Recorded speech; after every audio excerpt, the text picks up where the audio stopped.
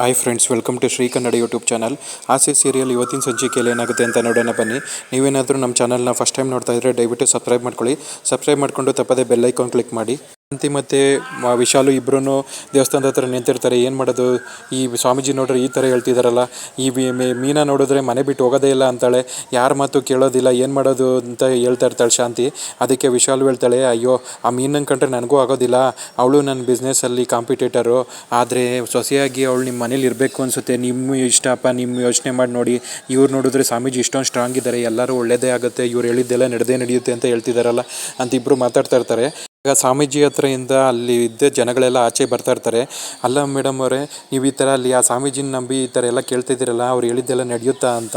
ಆಗ ಒಬ್ಬರು ಹೇಳ್ತಾರೆ, ಅವರು ನಮ್ಮ ಮಗನಿಗೆ ಆಕ್ಸಿಡೆಂಟ್ ಆಗುತ್ತೆ, ಮನೆಯಲ್ಲೇ ಇಟ್ಕೋ, ಎಲ್ಲೋ ಆಚೆ ಕಳಿಸ್ಬೇಡ ಅಂತ ಹೇಳಿದರು. ಅವ್ರು ಹೇಳಿದ ಥರ ಆಕ್ಸಿಡೆಂಟ್ ಆಗೋಯ್ತು, ಈಗ ನನ್ನ ಮಗನಿಗೆ ಹಾಸ್ಪಿಟ್ಲಲ್ಲಿ ಅಡ್ಮಿಟ್ ಆಗಿದ್ದಾನೆ, ಅವ್ನು ಬದುಕೋದು ಉಳಿಯೋದಿಲ್ಲ ಅಂತ ಹೇಳಿದ್ದಾರೆ. ಅದನ್ನ ನೋಡಿ ನನಗೆ ಟೆನ್ಷನ್ ಆಗ್ತಾಯಿದೆ.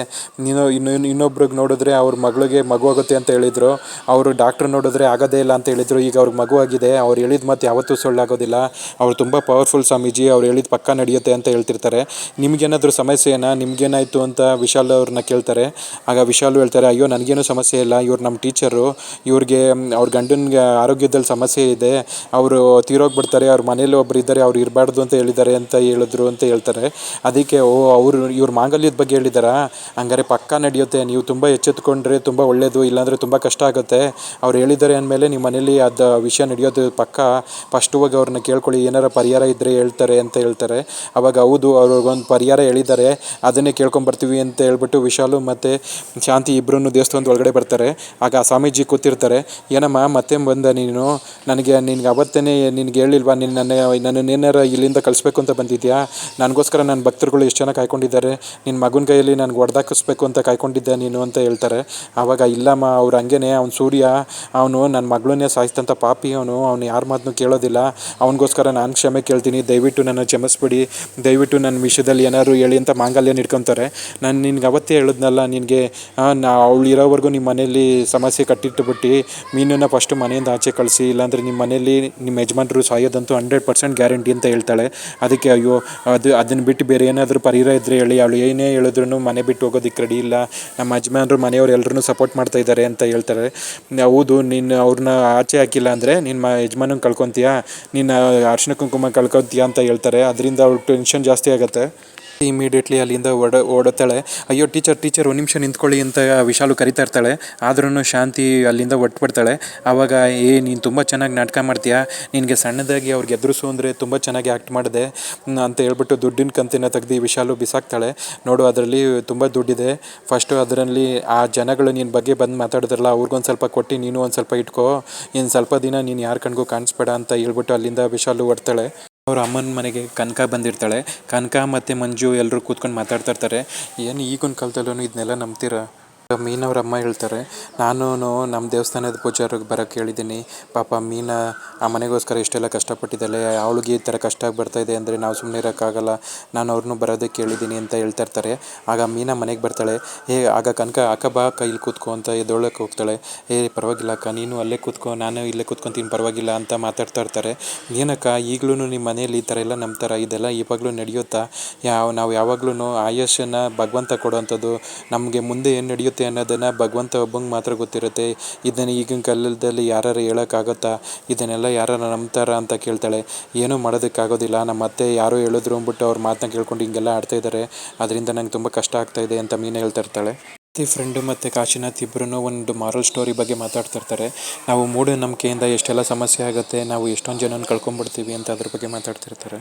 ತುಂಬ ಚೆನ್ನಾಗಿದೆ ಕಾಶಿನಾಥ್ ಅಂತ ಹೇಳ್ತಾ ಇರ್ತಾರೆ. ಆವಾಗ ಶಾಂತಿ ಬರ್ತಾಳೆ ಮನೆಗೆ. ಏನೇ ಶಾಂತಿ, ಇವಾಗ ಬಂದೆ ಬಾ ಇಲ್ಲಿ ಅಂತ ಮಾತಾಡ್ತಾ ಇರ್ತಾರೆ. ಏನು ಈ ಪಾರ್ಟಿ ಇನ್ನೂ ಇಲ್ಲೇ ಇದ್ದಾರಾ, ನಿಮ್ಮ ಮನೆಯಲ್ಲೇ ಇರ್ತಾರಾ, ಜಾಂಡ ಊರ್ಕೊಂಡಿದ್ದಾರಾ ಅಂತ ಕೇಳ್ತಾ ಇರ್ತಾರೆ. ಇಲ್ಲ, ತುಂಬ ಒಳ್ಳೆ ಸ್ಟೋರಿ ಹೇಳ್ತಾಯಿದ್ರು, ಮಾರಲ್ ಸ್ಟೋರಿ, ಅದರಿಂದ ನಮ್ಮ ಜನಗಳೆಲ್ಲ ಎಷ್ಟು ಮೂಢನಂಬಿಕೆಯಿಂದ ಎಷ್ಟೊಂದು ಕಷ್ಟಗಳನ್ನ ಅನುಭವಿಸ್ತಾರೆ ಅಂತ ಹೇಳ್ತಾಯಿದ್ರು.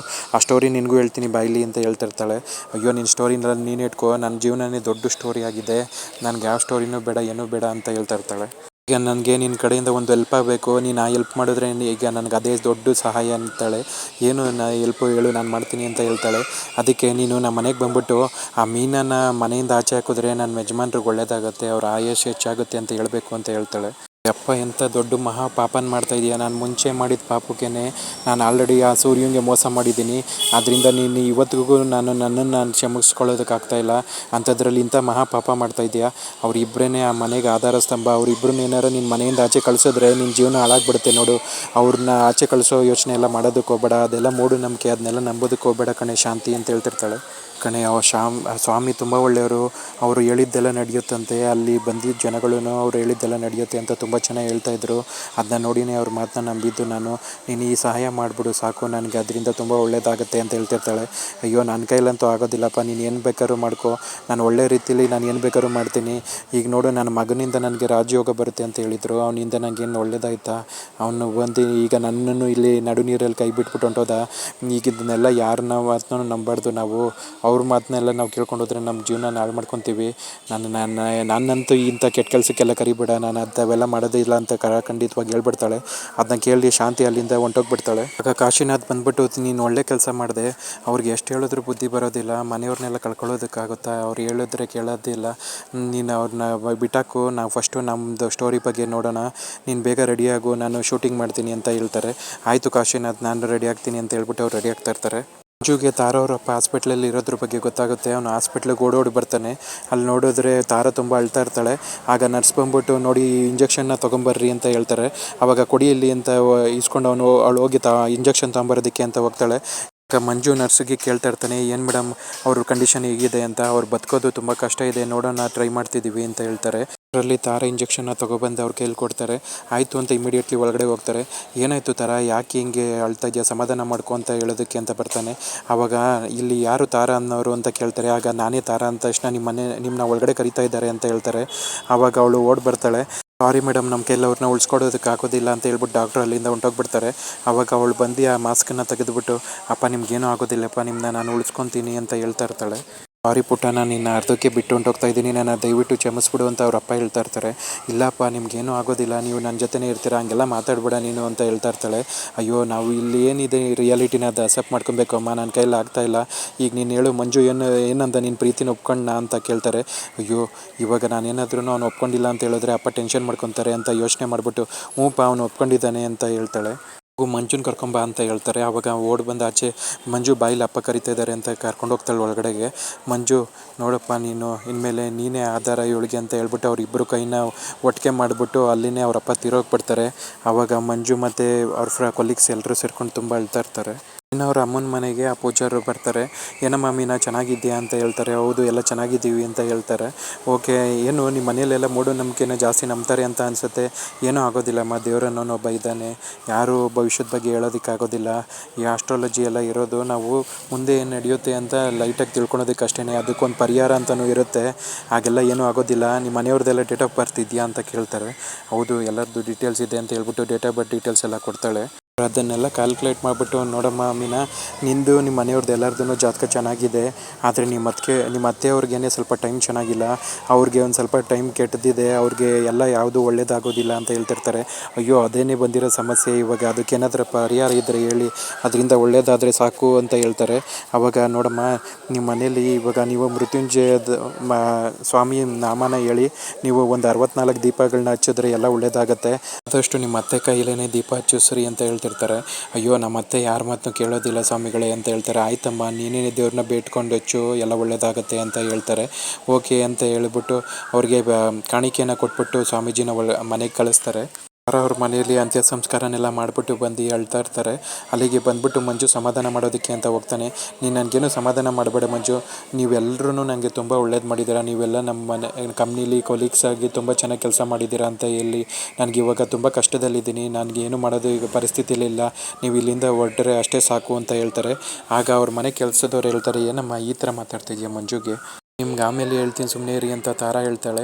ಆವಾಗ ಬ್ಯಾಂಕ್ ಅವ್ರ ಮನೆಗೆ ಬರ್ತಾರೆ. ಸಾರಿ ಮೇಡಮ್, ನಮಗೆ ಈ ವಿಷಯನ ತಿಳ್ಕೊಂಡು ತುಂಬ ಬೇಜಾರಾಯಿತು, ಆದರೂ ನಮ್ಮ ಪ್ರೊಸೀಜರ್ನ ನಾವು ಫಾಲೋ ಮಾಡಲೇಬೇಕಲ್ವ, ನಾವು ಇವಾಗ ನಿಮ್ಮ ಮನೆಯನ್ನೆಲ್ಲ ಫುಲ್ಲು ಜಪ್ತಿ ಮಾಡೋದಕ್ಕೆ ಬಂದಿದ್ದೀವಿ ಅಂತ ಹೇಳ್ತಾರೆ. ಸರ್ ಸ್ವಲ್ಪ ಟೈಮ್ ಕೊಡಿ ಸರ್, ನಾವು ಇದನ್ನೆಲ್ಲ ಕ್ಲಿಯರ್ ಮಾಡಿಕೊಂಡು ಎಲ್ಲ ಸಾಲ ತೀರಿಸ್ತೀವಿ ಅಂತ ಮಂಜು ಹೇಳ್ತಾ ಇರ್ತಾನೆ. ಅಯ್ಯೋ, ಅದೆಲ್ಲ ಸರಿ ನಡೆಯೋದಿಲ್ಲ ಅಂತ ಹೇಳ್ತಾ ಇರ್ತಾರೆ. ಮಂಜು, ನಿನ್ನ ಪಾಡಿಗೆ ನೀನು ಇಲ್ಲಿರೋದು ಬೇಡ, ನೀನು ಇಲ್ಲಿಂದ ಹೊರಟ್ಬಿಡು, ನನಗೆ ಎಲ್ಲ ನಮ್ಮ ಸಮಸ್ಯೆ ನಾನು ನೋಡ್ಕೊತೀನಿ, ನೀನು ಇಲ್ಲಿಂದ ಹೊರಡು ಅಂತ ಹೇಳ್ಬಿಡ್ತಾಳೆ. ಆವಾಗ ಮಂಜುನ ಅವ್ರ ಫ್ರೆಂಡು ಕರ್ಕೊಂಡು ಆಚೆ ಕಡೆ ಹೋಗ್ತಾರೆ ಅವರೆಲ್ಲರೂ.